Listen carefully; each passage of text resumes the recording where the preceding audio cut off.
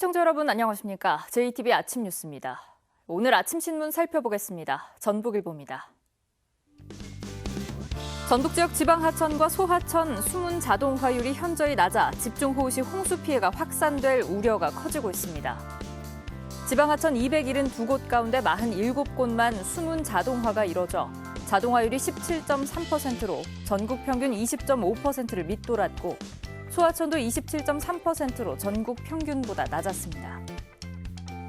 다음으로 전북 도민일보입니다. 도내 학교들의 무선 공유기 구축 비율이 24.1%로 전국 평균 34%에도 미치지 못한 것으로 나타났습니다. 또 설치된 무선 공유기마저 노후화돼 10개 가운데 4개는 교체가 시급하다는 지적입니다. 이어서 전라일보입니다. 완주군이 올해 처음으로 인구 소멸 위험 지역에 진입하면서 도내 11개 시군이 인구 소멸 위험 지역으로 분류됐습니다. 해결의 실마리를 찾기 위해 지자체별로 대책을 마련하고 있지만 한계를 보이고 있어 중앙정부 차원의 종합적인 지원책이 필요하다는 지적입니다. 마지막으로 새전북 신문입니다. 전북 지역 야생동물로 인한 농작물 피해는 지난 5년 동안 37억 원으로 1년 평균 7억 4천만 원에 이르고 있습니다. 특히 멧돼지에 의한 피해가 절반가량을 차지해 멧돼지에 의한 농작물 피해 방지 대책이 필요하다는 지적입니다. 지금까지 오늘 아침 신문 살펴봤습니다. 한국전쟁 당시 소실된 전라가명 건물이 70년 만에 부분 복원됐습니다. 전라가명은 조선왕조 500년 동안 전라도와 제주까지 56개의 군과 현을 관할하던 지방 통치 행정기구입니다.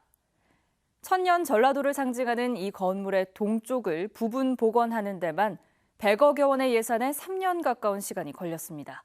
먼저 김진형 기자입니다. 전라감사 집무실인 선화당.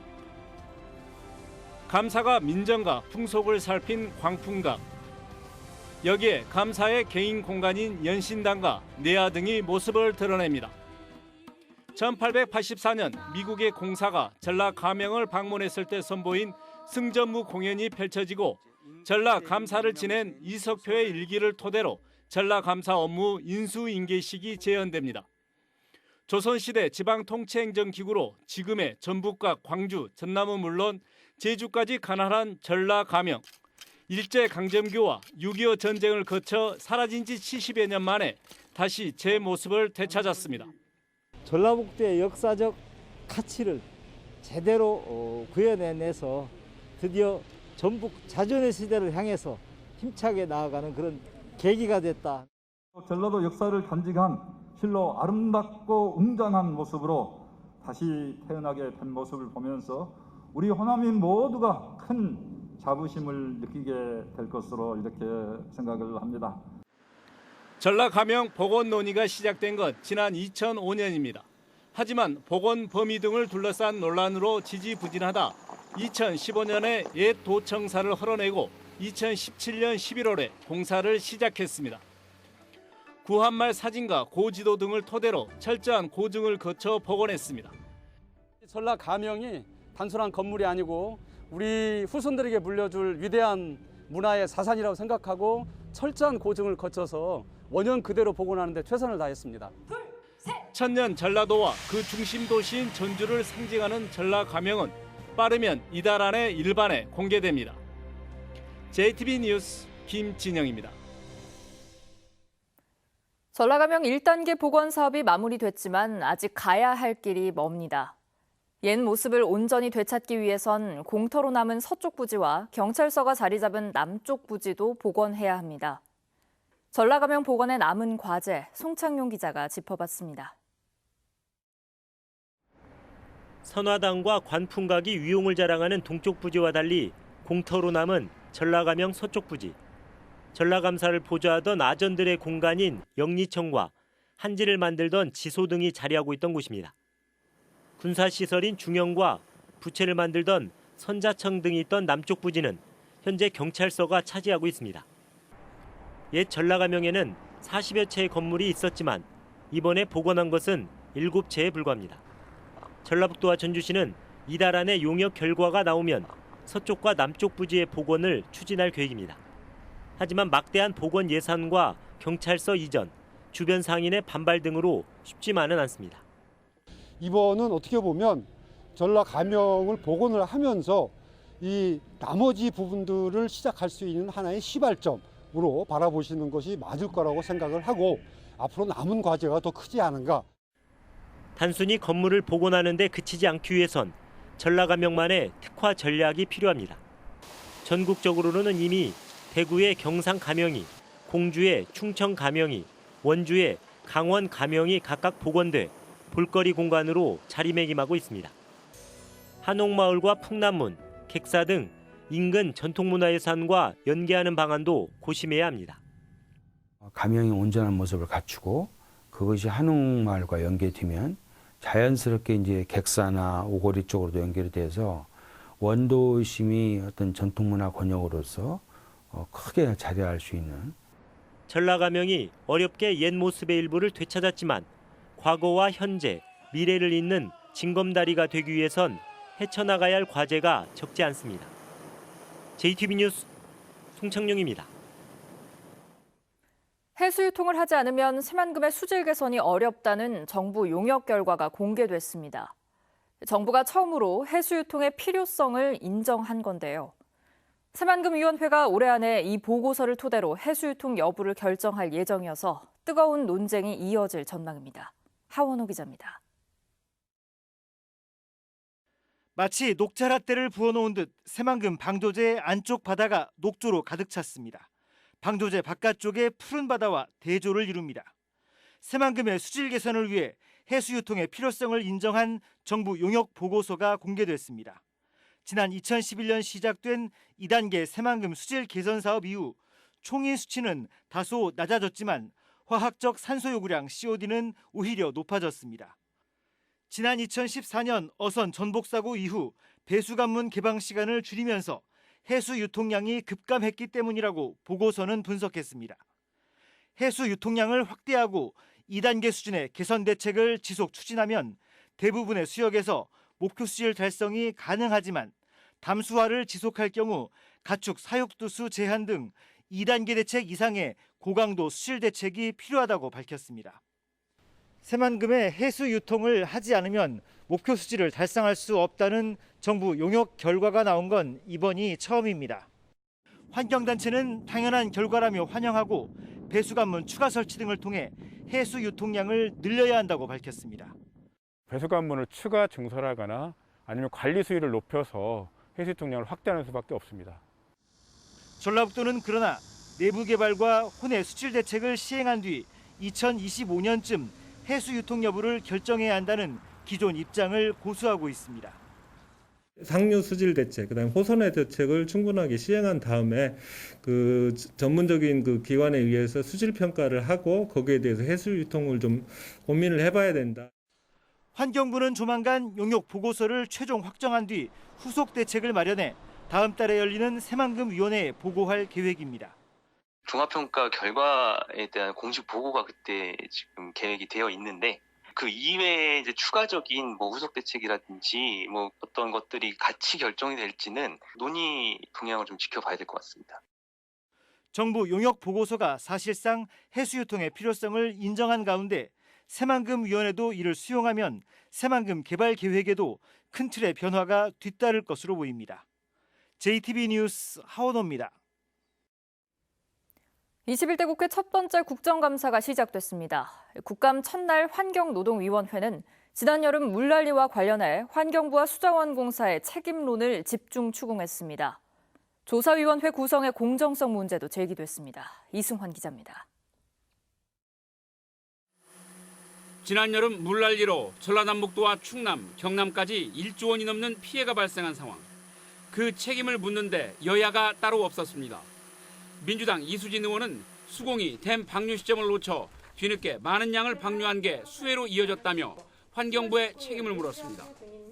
그런 것들을 보면서 결국은 좀 환경부에서 잘 관리가 안 된 거 아니냐, 이거에 대해서 책임이 있지 않냐라고 생각하는데 어떻게 생각하십니까? 정의당 강은미 의원은 기후변화로 갈수록 폭우 횟수가 급증하고 있는데도 지난해 바꾼 댐 관리 규정에 이런 상황이 반영되지 않았다고 질타했습니다. 수자원공사에서는 올해는 계획 수위를 지켰다라고 이야기를 해요.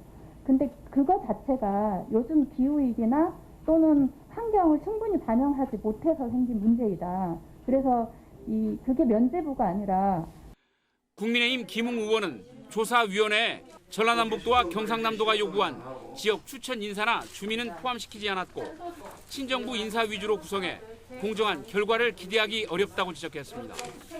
한일전 축구를 하는데 심판을 추천을 한다면 일본어 능통자를 자격 조건으로 삼았다라고 하면 그게 공정합니까? 조명래 환경부 장관은 정부 책임론에 대해 조사위가 댐 운영 수칙과 조치 등 여러 사항을 종합적으로 고려해 결론을 내릴 것이라고 답변했습니다.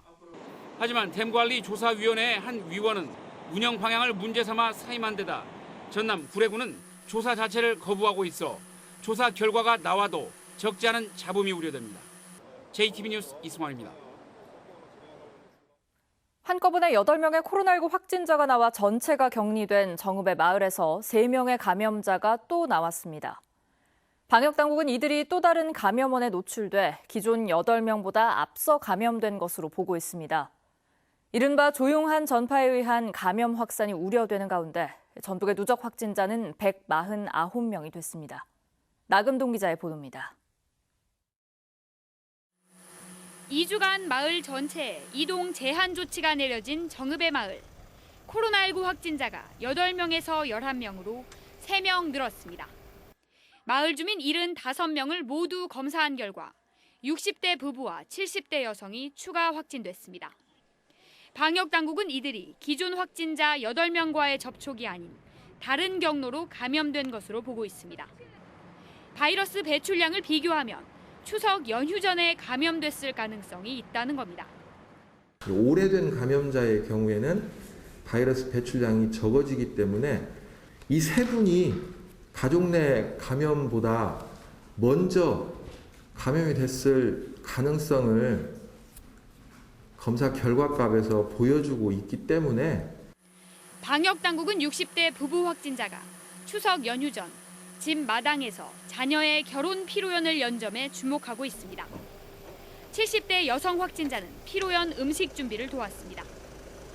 피로연에는 같은 마을 주민 10명과 이웃 마을 주민 20명, 타 시도에서도 10명이 참석했습니다. 방역당국은 이들 모두를 자가격리 조치하고 검사를 진행하고 있습니다.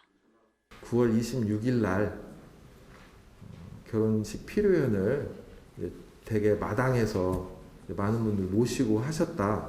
그곳에서 혹시 그 선행 감염자를 통해서 전파가 된 거 아닌지. 정읍시는 생필품 지급 등 이동이 제한된 마을 주민 불편을 줄이는 데 노력하기로 했습니다. 주기적으로 지역 주민들의 불편함이 없도록 생필품뿐만 아니라 세정제, 목욕용품 등 다양한 주민들의 불편을 해소하는 노력들을 시에서 경주하겠다는 말씀을 드립니다.